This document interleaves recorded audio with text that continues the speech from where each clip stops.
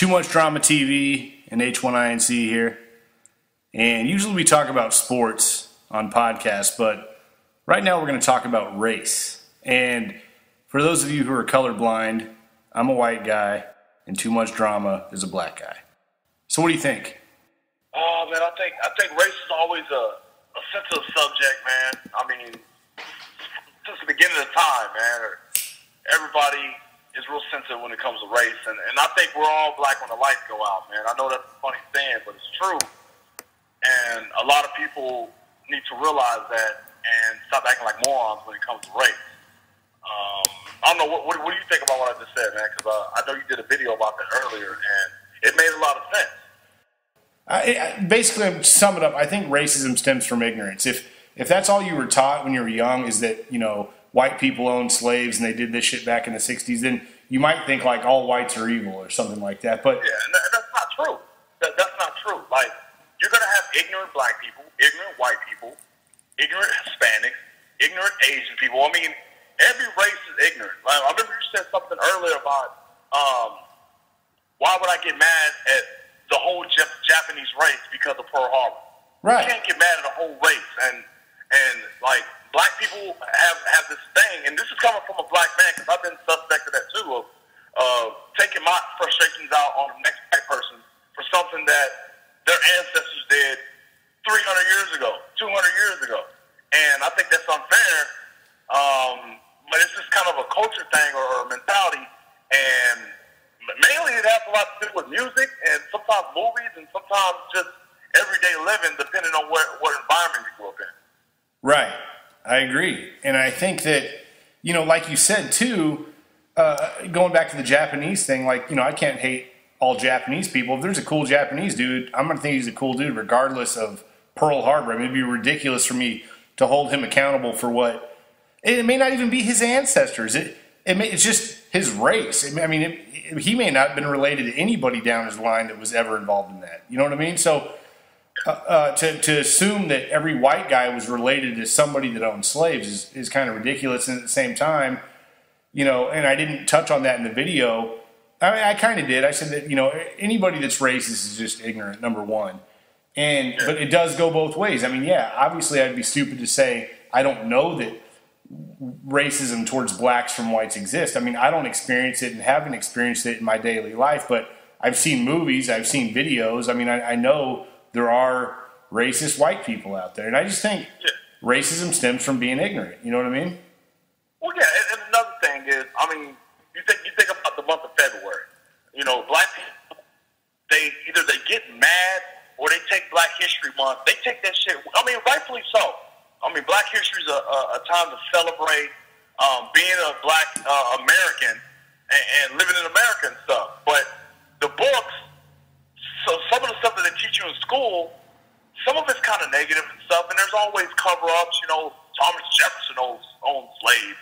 Abraham Lincoln owned slaves. Just a whole bunch of different stuff like that. And I noticed these days, like I said, I've been suspect of it too. You can't even tell a black joke without a black person getting mad. And if you were to tell a black joke right now, I'd be like, that was funny. But then in the back of my mind, I'm like, that's fucked up. That's just kind of how, society is these days, Yeah, and I mean, I tell jokes of all kinds, like whether it's a white joke, black joke, Asian joke. If it's funny, I'm going to say it. But at the same time, I know there's sensitivity to it. We were talking earlier about, you got pulled over by the cops one time, and you thought it was racist, right? So, and I could understand why. Racist, but racial profiling. I want to say race. I want to say racial profiling. There's a difference between being a flat-out racist, like, okay, nigger, pull over, then, hey, pull over, you fit the description of this other black guy. Right, and what I want everyone to hear, too, is what I was telling you is when I was younger, 16, 17 years old, I got pulled over all the time. I wasn't even speeding, but I lived in a really small, like when I moved from California to Texas, I lived in a really, you know where Lakeway is. It's just a small town. Like, you don't want to get pulled over in Lakeway no matter what color you are. But if I was a black guy, I would think that there was big-time racial profiling going on because they fucked with me all the time. So I can see where some of it comes from, like if a black guy gets pulled over for no reason, after a while, you're gonna think like, come on, man, there's something more than just me being young. It's got to do with you being black. But we were also talking about, and this goes with a lot of different races, but people that don't keep their tags current, their registration up, and they drive a hoopty with like spinners or swangers on them. You're just asking to get pulled over too at that point. Yeah, music, tinted windows. I mean, a car that a dope dealer rides. And the thing about me, dude, it's sad, but this is true, man. Ever since I've been behind the wheel, if I see a cop behind me, bro, there's times where I will just pull over because I'm so afraid that I'm going to get pulled over. I mean, there's times where I ain't even had a warrant, and I'm like thinking, damn, do I have a warrant? Am I good? Am I okay? Am I all right? Is the music too loud? I have factory speakers, and I pull up next to a cop, and I turn my shit all the way down because you never know. You never know. You know what I mean? No, I know. You can have. Go ahead. No, sorry. I was just going to say that cops, that's almost like a whole other race. That's almost like, I know everybody gets messed with by the cops, and it's like, I think there's definitely going to be some dirty cops that racially profile, but I think a lot of them are on quotas. I remember we did that video over a year ago, and remember you saw like two cops. You were talking about the cops, and you saw two cops pulling people over, and it's like, man, I went to Dallas recently, and on the way there, man, I saw 10 cops pulling people. That's a lot. I mean, I know it sounds like, well, that's a few hundred miles, so 10's not that much. That's a lot. 10 on I-35, dude. So, I mean, they're on a quota system trying to make their money. And, once they get you caught up in the system, they just keep pulling you over and all that. But, no, I know what you mean. They make you almost feel like a criminal when they get behind you. You're like, man, do I have a warrant? And tell me why is like, let's say I get pulled over. Why does it take 4 or 5 cops? Why does it take 4 or 5 cops to pull one guy over? Or one cop pulled me over, and there's like 4 or 5 cars coming. I'm like, what are y'all going to do to me? That shit does not look good at all. I've seen black guys and a lot of Hispanic guys. We're closer to the border than somebody in Kansas. You know what I mean? Right. I've seen Mexican guys get pulled over, or one Mexican guy, and there's like freaking 5 or 6 police cars. Like, does it really take all 5 of you guys to do something to this guy's 5'6"? Are you kidding me? Man, this race thing, I just think, like you said earlier, it's never going to go away. I don't expect it to go away. I just don't like.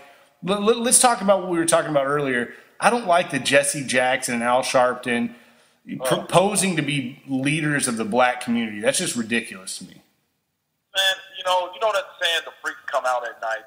These motherfuckers only come out when it's convenient for them, when they get, camera time, when they're getting paid for this stuff. I mean, I remember I mentioned the whole thing about Michael Jackson. I mean, even when Michael Vick got in trouble, they tried to pop their head out, And I think the black community is kind of stupid and blind. But I do notice this one thing that we didn't talk about, Corey. There's more people that would rather listen to Lil Wayne. If Lil Wayne came out and made a song about something controversial in the black community, I think more people will listen to him than Jesse Jackson or that ignorant bastard Al Sharpton. That's my opinion on that.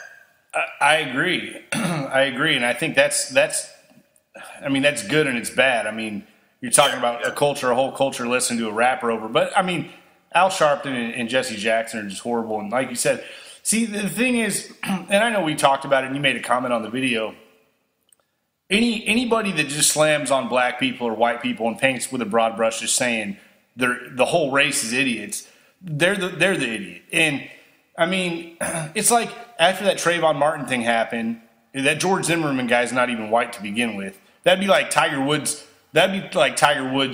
shooting somebody, and they're saying, well, he's half white, so he's a white guy. I mean, come on.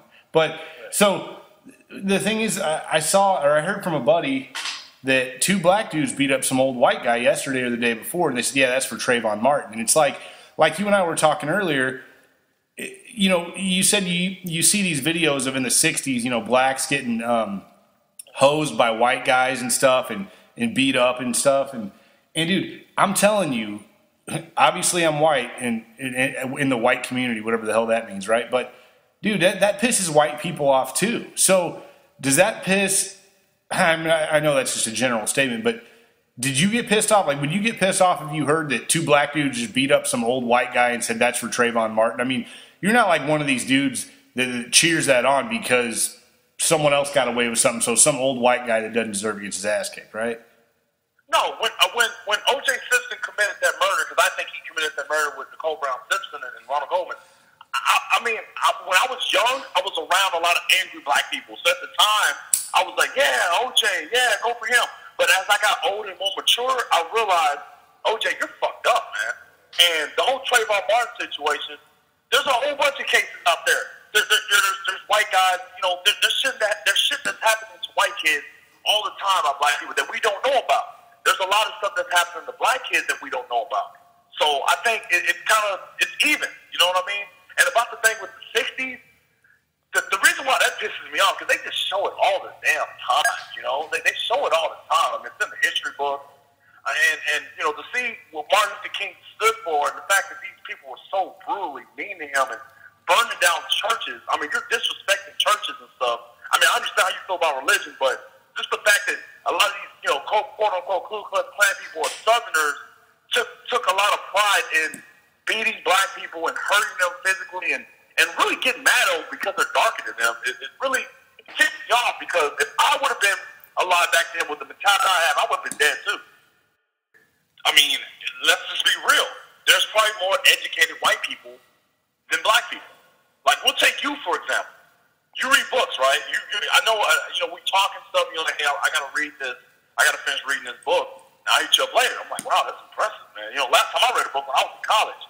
You take an average black guy and go up against the average white guy. Average white guy probably has a high school education, probably has a college education, and he probably reads. You take a lot of people, go to Starbucks, go to the mall, look and see who's reading and who's not reading. Look and see who's always trying to figure out some new ideals. It's usually white people. I mean, a lot of my friends, a lot of people that I'm acquainted with, a lot of them are trying to be rappers. And a lot of my white friends, they're trying to be more advanced and I mean, you got the corny preppers and shit, but you got people that are reading books and trying to educate themselves beyond college and stuff like that. And a lot of my black friends are too busy trying to be either rappers or they're still stuck in that mindset that, that white people owe them something, so they should just live in the system and just kind of just be there, be stuck. You know what I mean? Well, why do you think that is, though? Because I know we have mutual friends that I'm not saying are like uber successful, but take Bo for example. I mean, he's a pretty smart dude. I think he went to college. He's not a dummy by any means. He's got a job that he's had consistently for a while. He's respectful. He's pretty well spoken, but he also raps. But he's not a dummy either. You know what I mean? Look at Sosa. I don't think he's. He may not read all the time, but I don't think Sosa's a dummy. You know what I'm saying? But why is it that the guys that you're talking about, why are they stuck in that mind frame that white people owe them something? Like, I mean, I know a lot of white people personally and on YouTube that I made friends with that aren't doing well financially, that are struggling just like any black guy. And they don't think anybody owes them something. But that's what I think it is, too. I think the government perpetuates this racism bullshit to a certain degree to keep white people and black people fighting amongst each other. But really, it's like there's a lot of problems that are causing poverty, not black and white stuff. Yeah, I mean, like I said, it all has to do with growing up, because I grew up in a bad neighborhood and that whole 9 yards or whatever. And I've heard, I grew up with blacks and Hispanics. And I would always hear, man, dog, I want to move to Westlake. I want to move to a rich white neighborhood. I want to date this white girl. And I want to do this. If I get a white girl, then, I can do this. So I think it's a culture thing. It's a culture thing. People see white people and they quickly assume that they're going to be smarter, successful. People see a black person, they're going to think they're faster, stronger, and bigger, and shit like that. And that's just kind of how it is now. You know what I mean? Yep. It's hard to digest that, but that's just how it goes. I mean, I've been to interviews, Corey, and I've seen guys that come in there dressed, like fucking morons with pants sagging off their ass with an attitude because they don't get hired. What do you expect? Right, and that's the thing. Since I've known you, you've always had one or two jobs. And a lot of people we know, they don't even look for jobs. Yeah, they don't look for the thing is, okay, I was thinking about this on my way to work, Corey. This is why I respect Mexicans.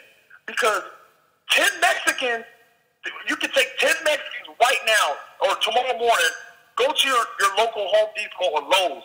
There'll be 10 Mexicans out there ready to work. They're willing to do whatever it takes to work. I can't get a black dude to, hey, man, I'll pay $50 to cut my grass. Look, are you crazy? There's, for every 10 Mexicans that are out there trying to work and do something positive to be a citizen there, you got 10 wannabe rappers out there, man.